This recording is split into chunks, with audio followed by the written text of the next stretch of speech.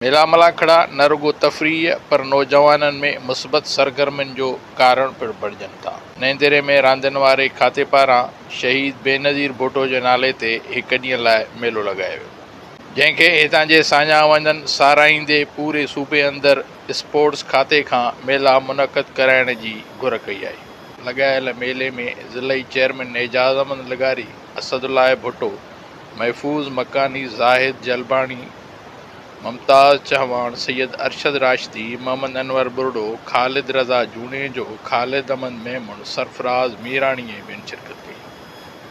मेले में लाड़कानी डिवीज़न जे पहिरें, ॿिए, टें जोड़ जे मल पहलवाननि शहबान शर, मुनीर मल्ला, अली नवाज़ नारेजो, गुडू अबड़ो, फिदा चनो, फरज़ंद अली, सैफुल्लाह अबड़ो, औरंगज़ेब नारेजो, ज़ोर आज़माई करे पहलवान ॾेखारे मलूम अथसि, जिन खे मलाखड़े में शरीफ़ शहरनि दाद ॾिनो। अहिड़ा मेला कराइण नौजवाननि जी आबियारीअ लाइ सुठो सवण साबित सिंध जे खेलण वारे रांदियुनि वारे वज़ीर सरदार मोहम्मद बशखान महर साहब, मोहतरम जनाब बिलाल भुट्टो ज़रदारी साहब ऐं CM सिंध जे हिदायतुनि ते पूरे सिंध जे सभिनी ज़िलनि में मुख़्तलिफ़ रांदियुनि जा इतमाम कया आहिनि। अॼु नौंदरो में शहीद मोहतरमा बेनज़ीर भुट्टो साहब जे नाले ते बि मलाखड़े जी रांदि जी शुरूआत थी आहे। जो मलाखड़ो थिए पियो, मुख़्तलिफ़ मल पहलवान सूबे जा, ज़िले जा, डिवीज़न लेवल ते हिते गॾु थिया आहिनि।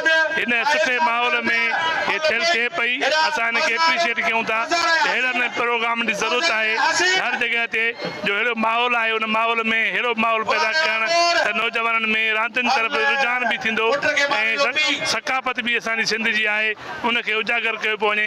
असां हुनखे एप्रिशिएट कयूं था। सरदार मोहम्मद बशखान जे डायरेक्शन तहत असां करायो आहे। तव्हां ॾिठो त हितां जे अवाम लाइ केॾो सुठो मौक़ो हुयो, काफ़ी अवाम आयो जिन हिते इंजॉय कयो। असां पूरे लाड़काने रीजन मां मल पहलवान जेके सुठा आया उन्हनि घुराया, उन्हनि हिते पंहिंजी परफॉर्मेंस ॾिनी।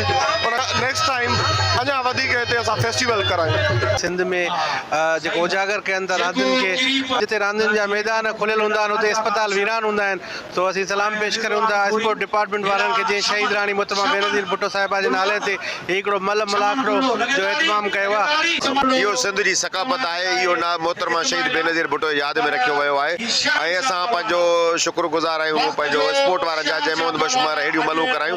पर हीअ सिंध जी सकाफ़त आहे, सॼी सिंध में कराईंदा त महिरबानी। सिंध जी सकाफ़त आहे जंहिंखे असांखे उजागर करणु घुरिजे ऐं ॾिसो था तव्हां त नफ़्सा नफ़्सी जो दौर आहे ऐं हिन दौर में माण्हुनि जे मुल्कनि ते ग़रीब आवाम आहे, हिन में अमीर बि गॾु आहिनि, सभु ॿाहिरि आहिनि असांजा ऐं सभु लुत्फ़अंदोज़ थियनि था। प्रोग्राम सिर्फ़ु नवंदरे में न पर हर जॻह ते पूरी सिंध में कया वञनि, जीअं असां पहलवाननि जी हौसला अफ़ज़ाई बि थिए ऐं असांजी सिंध हुकूमत खे इहा ई अपील आहे त कुझु पहलवान जो तदारुक बि थिए। चेयरमैन एजाज़ अहमद लगारी कामयाब मल पहलवाननि खे ट्रॉफियूं ऐं शील्ड। अख्तर अबड़ो, मेरा टीवी न्यूज़।